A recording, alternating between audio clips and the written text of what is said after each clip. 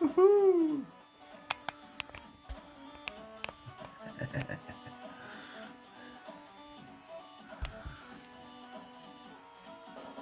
Hey guys! Today we're going to talk about the coins of South America. Yeah. It's a topic near and dear to my heart. I don't know about yours, but there's some pretty cool stuff you can pick up from South America. And you can go all the way back to the Spanish colonials, like I showed you in the Spanish colonial video, or we can talk about the more, modern stuff, which is, a lot of people don't realize this, but Panama, all the coins in Panama were minted in the United States, going back quite a ways. I think we started doing that for them in the early 1900s. Correct me if I'm wrong, but I'm pretty sure these were minted in the United States, but I could be wrong. But I'm pretty sure they were. Isn't that neat? Yeah, I think so. I think it's pretty cool, these coins. Now some of these coins you're not going to find cheap. You're going to pay a pretty penny for, but even those are really cool. Yeah, even those are really cool. But just keep in mind, a lot of them are the exact same size as the U.S. equivalent. So this would be the equivalent to a Washington quarter. Although technically, right, it's not. It would be the equivalent to a standing Liberty quarter, right? Because they didn't make Washingtons till 32. But that's not the point. You're missing the point. The point is, cool coin. Panama. Yeah. But aside from Panama, there's several other countries out there that make cool silver coins that you might want to consider. This is from Panama. In your stack, oh goodness. At the time I bought this, that was a really good deal. $31.87. That was actually under melt. Yeah. But now it's not so great, is it? Are you scared, Eva? What are you scared of, honey? Where are you going? Are you running away from me? Trying to escape me? You're trying to escape me, Eva. You will not succeed.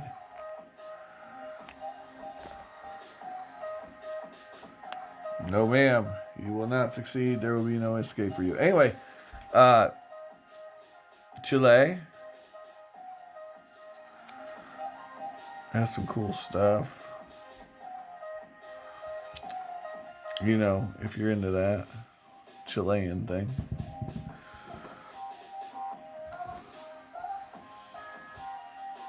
Yep. If you're into that, 1870, Bolivia. Now, Bolivia, Bolivar's from Bolivia, right? Or at least he's the namesake for Bolivia. So, there's some really cool coins. There is also a sad theme in South America and Central America. All these great heroes come along. Look at that. You see that? I mean, it's beat up, but just the metal in it's worth that. Or something really close to it. Anyway, yeah. These heroes, the leaders, a lot of them end up dead. Untimely deaths. Like, of course, they all end up dead, but like untimely deaths, dying, cut down in their prime. We're going to talk about some of that. So, Bolivar is an example. I overpaid for this, but in my defense, I was just starting out. And I thought this coin was bigger than it was. But still, I only paid probably double melt. And it is cool, so not super sad about it. And, you know, not the most common coin in the world either. So, could have done worse. But, you know, same thing with this one. It's a 4 sol. So these are sols, S-O-L. I think that's how you pronounce it. You know, overpaid, but I wanted one. I thought it was cool.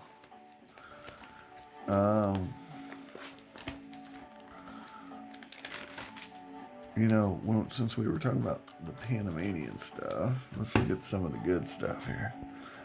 The Medial Balboa is the equivalent to the $50.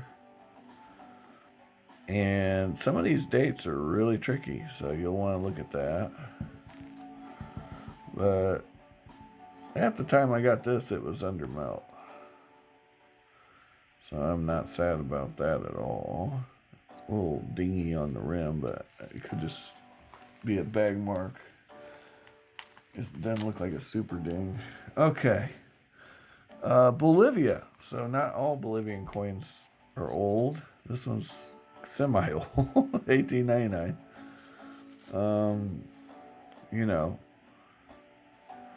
And at the time I bought this, it was right at melt or just a buck over. But it's a nice shape. That's a nice coin. Not bad. Not bad at all. Central America. You got Guatemala. There's a lot of coins from Guatemala. Anything from the Spanish colonial end of things. Now, at the time I bought this was a pretty good deal. But hindsight being what it is, not so much now. Silver's dropped quite a bit since I got in the game. Kind of funny to say that, right?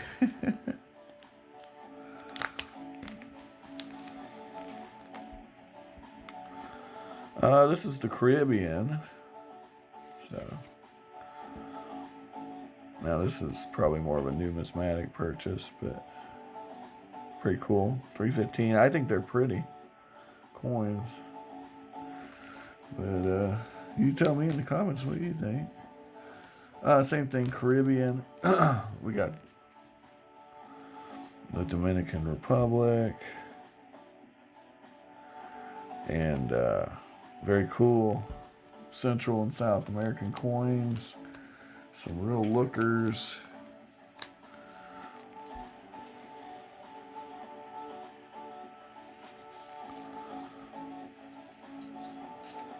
This is a proof coin. And what I really like about these coins, they tell you exactly what they are, right? 90%, 26.73 grams, right? So right about $31 an ounce, that would be a $26 coin. It's really easy to figure out, right? Or, well, no, because it'd be 90%, so you have to multiply by 0.9. So that'd be like take 3 grams off. So it'd be like a $23 coin, roughly. You know, Central America, South America, kind of Latin world, right?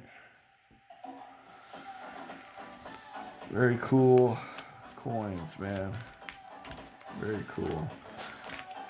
The Balboas that you just saw, those go for big bucks.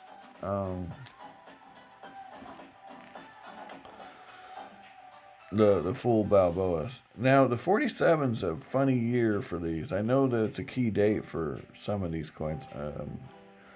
This might be one of them, but 47's tricky. The 30s are rough too on some of these. Like, there's some very low mintages. Ooh, look at this.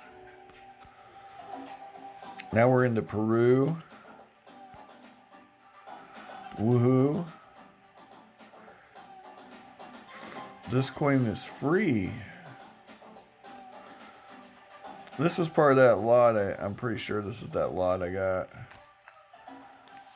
No. This is a gift from someone in Kitco, probably Captain Silverton. Yeah, that'd be my guess, because that's not the same handwriting. All right. Same thing here. Yep. Pretty cool.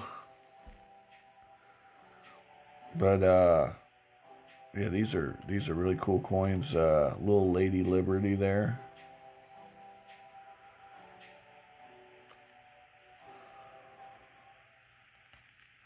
Really cool. 1913. They made them all the way into the 20s, as I recall. But they lowered the silver percentage to 50%. Ooh, the 30s. They were still making them in the 30s. Anyway, they lowered the percentage of silver. But, you know, this one's got rim ding, or I'd be, like, ecstatic. Because it's in pretty nice shape. It's got rim ding on it. So, negative points for that. But you can see it's a very striking, very beautiful. This one doesn't have the problems with it. But very lovely coins. These are nice. The Fijian cap. So it's really reminiscent of the seated dollar the United States has at this time. Well, not that specific, but yeah. So they changed the design, made it a little fuller in the newer issues. This one's from 1891, and you know, this is still stacking. I'm still stacking. We had a debate in my last video. Is this stacking? I think so. All right, this is where we get into the 50% silver. Okay, so these are 50%. But if you pay the right price, it's okay. I'm not hurt or offended paying $11 for this. $12. It's pretty. Even if it is only, a buck over what it melt would have been back then. This is Peru. So, 1,000 souls. And at the time I bought this, it was a pretty good deal. And the mintage is pretty limited, but 1979. It's a quarter ounce. At that time, 8 times 4 is 32. That was right about melt. So, when I bought this was like right at melt. And a commemorative with a low mintage. And look here, even here.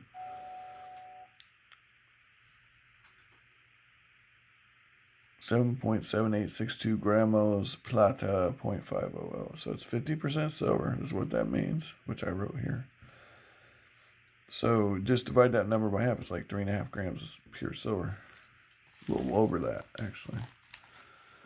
Oh, so... Actually, yeah, it's a fair bit over that. Chile had pesos. Now, these get really down. I think they go all the way down to like 40%. And they got an Andean condor on them. And by the 20s or 30s, I can't remember which, there's no silver left in the coins. Here's a 1927. Yeah. 1927, we're at 50%. Now, if you go back, though, I showed you that one Andean. Here's another one. So if you go back, you got 90% coins. These are 90%. This was a gift from the El Capitan of Kitco. Sigh, the man, the myth, the legend. Hope he's doing okay out there. This one was turned into a piece of jewelry. This is one of the first foreign. Actually, this might be the first foreign coin I ever bought. And 1868. But this was turned into a pendant. And at the time I bought this, was really just a little over melt. You know, I was just learning the game. But I just wanted to have one. And you see that. They went from 90% to 0.835 to 50%. All in the span of a few years. You know, a few decades. But it was pretty quick. So that's debasing the currency, you see. A lot of these countries, you'll see that.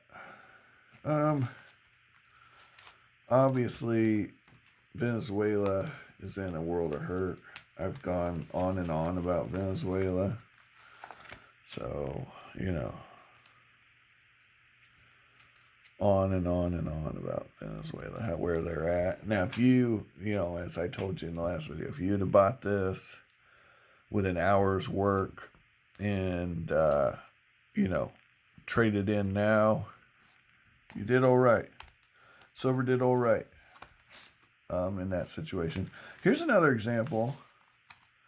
Now, we talked about Morales in Mexico, who's another, you know, basically father of a country who got, you know, snuffed. This guy, Ortegas, hopefully I'm saying that right, he died an untimely death at the hands of his people, despite being basically the Uruguayan father of a country. And I got this under mount, which is cool. You know, Colombia. Colombia has a lot of coins. I haven't been real lucky getting Colombian coins. I know people, there's a guy I know who lives in Bogota, who, you know, I know him online. I don't actually know him. He goes around with a metal detector, and he finds this kind of stuff. Only the older stuff, the 1800s, it's got this girl on the front and an eagle on the back. The back's kind of similar to what you see here. Yeah, he finds that stuff all the time with the metal detector, or he'll buy it off the locals. And he's got a nice stack of silver, like ounces and ounces of silver that way. So, I'm not going to name any names, but, you know, there you go, guys. Just wanted to give you a little flavor of the Latin world. Not sure where my Brazilian, I got some nice Brazilian stuff, but probably going to have to search the safe deposit box and see where that's at. Maybe we'll do a video just on Brazil. Thanks again for watching. You know, let me know in the comments what you think. If you liked what you saw, or you have any questions about it, something, you know, tickles your fancy and you want to know, Josh, how can I get that? How can I get that for 66 cents? How do I get all that delicious scrumdiddlyumptious silver so cheap? And I am an open book, guys. I'll tell you how to do it. You just ask. I'll give you some pointers. And just remember, now this is, if you learn nothing else, when silver goes up, people are hunting for what they know. And they're not looking at other stuff, the foreign stuff. They're not looking at it. They miss it. Now, how does this benefit you? Well, this coin here, I can sell for scrap all day to any refiner. Okay, all day. Now, clearly this coin's in nicer shape than that, but let's take a coal. I got some coals here. Now remember, the key to stacking is knowing what you're buying and what the right price point is. Okay, it doesn't matter what you buy. If you buy it at the right price point, you win. All right, like this. Anyway, you get the idea. Take care. Let me know in the comments if you have any questions. And thanks for watching.